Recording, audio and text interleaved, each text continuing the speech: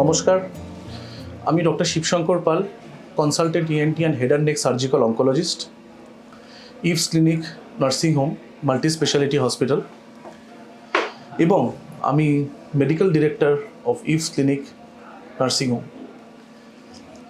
আমরা জানি যে world cancer day is on 4th of February and world head and neck cancer day is on 27th of July, just গেল।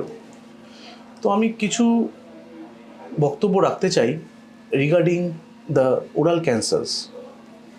দেখুন, আমরা usually এখনও আমাদের দেশে ক্যান্সার অ্যাওয়ারনেসটা, দো ইট ইজ গ্রোয়িং, যে আমরা ক্যান্সার অ্যাওয়ারনেস প্রত্যেকটা হসপিটালস আমরা এবং সব অঙ্কোলজিস্টরা এবং বিভিন্ন ক্যান্সার ইনস্টিটিউটস এবং clinics they are going forward যে তারা ক্যান্সার অ্যাওয়ারনেস করবে, বাট স্টিল পেশেন্টদের মধ্যে সেই অ্যাওয়ারনেসটা এখনও সেভাবে তৈরি হচ্ছে না।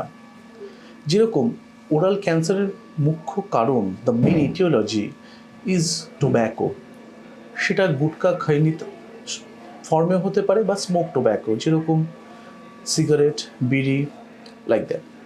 এখন স্মোকলেস আর স্মোক টোব্যাকো ইনক্লুডিং তার মধ্যে alcohol is also the second most common factor. Male is to female ratio 2:1। Yes, male পেশেন্টসরা অনেকটাই সাফার করে, কারণ তাদের মধ্যে টোব্যাকো চুইংটা এবং স্মোক টোব্যাকো ইনটেকটা অনেকটাই বেশি, এবং আজকালকার দিনে ফিমেলসরাও নিচ্ছে কিছু তাদের প্রবণতাও দেখা যাচ্ছে। এবং আদার কজেস হচ্ছে জেনেটিক আর hereditary causes. Whereas in oropharyngeal cancer, যেরকম মুখের পেছন দিকটা, গলার দিকটা টনসিল এবং প্যালেট এবং গলার দিকটা পেছন দিকে, যেটা আমরা পস্টিরিয়র ফ্যারিঞ্জিয়াল ওয়াল, সেটার one of the most common etiology other than this, এই টোব্যাকো বাদ দিয়েও human papilloma virus, HPV virus, ওটাও একটা। দেখুন, ইনিশিয়ালি ওরাল ক্যান্সার কীভাবে আসে, সেটা গালের ভেতরে হতে পারে এবং চোয়ালের সাইডে হতে পারে, ওপরে তালুতে হতে পারে, যেটা আমরা হার্ট প্যালেট বলি, জিভের সামনে, পেছন দিকে, মাঝখানে, জিভের তলায় একটা আলসার হয়। ইনিশিয়ালি পেশেন্ট প্রেজেন্ট করতে পারে দুভাবে। একটা ছোট আলসার, যেটা 14 দিনের মধ্যেও নর্মাল ওষুধপত্র, যখন জেনারেল প্র্যাকটিশনারের কাছে যাচ্ছেন তারা প্রথমত ওষুধ দিচ্ছেন এবং অয়েনমেন্ট, লোকাল টপিক্যাল অয়েনমেন্ট দিচ্ছে, এবং সেটা 10 দিন 12 দিনের মধ্যে সারছে না, আলসারটা বেড়ে চলেছে বা ব্যথা হচ্ছে। আবার কেউ প্রেজেন্ট করে উইথ ব্লিডিং মাস, সেখান থেকে রক্ত বেরোচ্ছে, খাবার খেতে অসুবিধা হচ্ছে। এগুলো খুব কমন সিমটমস। তখন আমাকে ধরে নিতে হবে যে সামথিং ইজ রং। তখন সেখানে অঙ্কোলজিস্টের কাছে এসে ডেফিনেটলি সেটাকে ক্লিনিক্যাল এক্সামিনেশান করে এবং সেখানে একটা বায়োপসি নিতে হবে। জেনে রাখবেন, এখনও পর্যন্ত not only in this part of India, all over India maximum জনের পারসেপশন আছে বায়োপসি করলে নাকি রোগের মাত্রা বেড়ে যায়। একদম ভুল। বায়োপসি হচ্ছে gold standard to diagnose the cancer. তো এই বায়োপসি আমাদের বলে দেবে যে কী ধরনের ক্যান্সার রয়েছে, কারণ বিভিন্ন ধরনের ক্যান্সারের বিভিন্ন ধরনের ট্রিটমেন্ট মোডালিটি, তাহলে সঠিক চিকিৎসাটা সেভাবে করা যাবে। জেনে রাখবেন, ওরাল ক্যান্সার বা হেড নেক ক্যান্সার আর্লি স্টেজে, T1 T2 স্টেজে, কিন্তু তার ট্রিটমেন্ট আর্লি স্টেজে করালে তার রেজাল্ট খুবই ভালো। Survival is more than 7 years। ঠিক আছে, জেনে রাখবেন, ক্যান্সারের এখন কিওর আছে, কিন্তু পেশেন্টরা অধিকাংশ ক্ষেত্রেই তারা কিন্তু অনেক লেট স্টেজে আসে। তারা বিভিন্ন ধরনের বিভিন্ন থেরাপি করছে, করার পরে তখন যখন আসছে সেটা অলরেডি স্টেজ 3 স্টেজ 4-এ চলে যাচ্ছে উইথ নেক নোড মেটস, এর অর্থাৎ গলায় গ্ল্যান্ডে ছড়িয়ে যাচ্ছে, লিম্ফ গ্ল্যান্ডসে।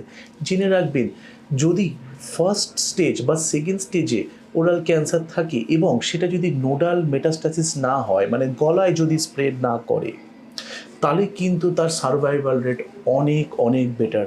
আমাদের কাছে বহু পেশেন্ট রয়েছে যারা ফার্স্ট স্টেজ সেকেন্ড স্টেজে আসতে এবং they are surviving for more than 15 years।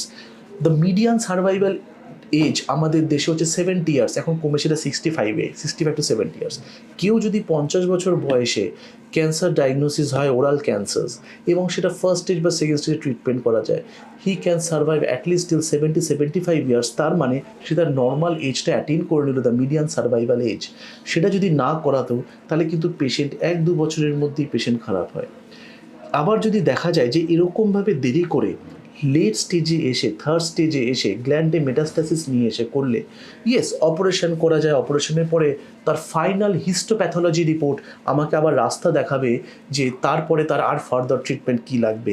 তাকে অ্যাডজুভেন্ট রেডিওথেরাপি মানে সার্জারির পর তাকে রেডিয়েশন দিতে হবে কিনা, বা তারপরে তাকে রেডিয়েশনের সঙ্গে কেমোথেরাপি দিতে হবে কিনা, সেটা আমার রাস্তা দেখাবে, বা ফলো আপে থাকবে কিনা। তো থার্ড স্টেজে আসলেও যখন আমরা সার্জারি করি তখন এবং তার সঙ্গে যখন গ্ল্যান্ডগুলো বাদ দিই, গ্ল্যান্ড যদি বলে যে হ্যাঁ পজিটিভ ফর মেটাস্টাসিস, জেনে রাখবেন যেটা 10 বছর বা 7 থেকে 10 বছর পেশেন্ট বিনা ক্যান্সারে যদি বাঁচতে পারে, সেটা কিন্তু কমে গিয়ে মাত্র 2 বছর সার্ভাইভালে চলে আসতে পারে। কারণ যেখানে গলায় মেটাস্টাসিস হলে ক্যান্সার ফিরে আসার সম্ভাবনা is more than 60% to 70% in the first 2 years, 2 বছরের মধ্যে ফিরে আসে। ক্যান্সার ফিরে আসলে কিন্তু রিপিট সার্জারি করতে হতে পারে, অথবা যদি দেখা যায় সেটা ফিরে এসছে এবং সেটা ডিস্ট্যান্ট মেটস হয়ে গেছে, মানে গলা থেকে লাংসের দিকে চলে গেছে, তখন কিন্তু কেমোথেরাপি ছাড়া কোনো উপায় নেই। সেটাকে প্যালিয়েটিভ ইনটেন্ট মানে যতদিন পেশেন্টকে বাঁচানো যায় ততদিন হিসাবে। তা আমরা সেই পর্যায়ে যাব কেন?